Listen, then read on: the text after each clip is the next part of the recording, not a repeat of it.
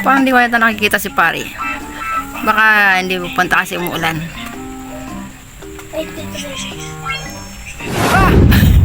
Diyan ka pala. Ayaw, Ay, ginagawa mo dyan. Siyempre, mahirap na. Baka gawa mo na naman ako ng ano, discount mo. Mahirap na to, boy.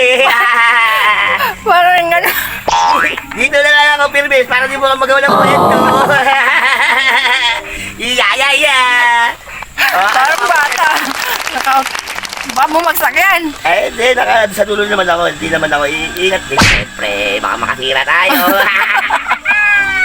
Bumaba ka na dyan. Hindi na, mahirap to. Gawang pa ng kwento. Ay, mautusan na. Yan. Busog ako.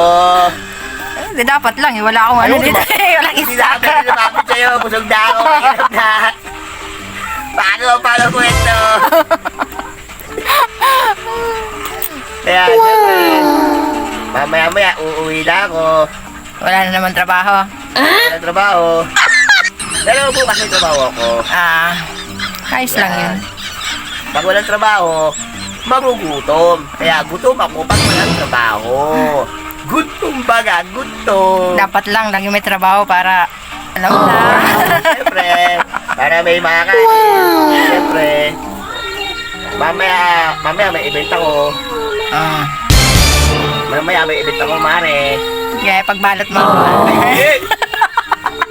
Si balot. Alam mo ba ang event ko? Diyan lang sa may ano. Saan? Dito banda, dito ang event ko sa may... Angel Garden. Dito. San Vicente. Yan. O, paano mare? Uwi na ako. Sige. Oh. Nagulat ako. Nakita ko na naman yung tao. Nasa ibabaw ng motor.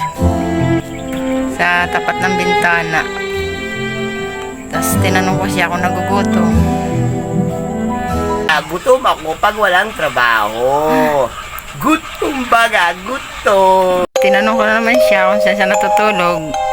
Kasi kahapon sa tabi-tabi. Diyan lang sa may ano. Saan? Dito banda, dito ang event ko sa may... Angel Garden. Dito. Sa may San Vicente. Pag nakita niyo po siya, bigyan niyo na lang po siya ng pagkain.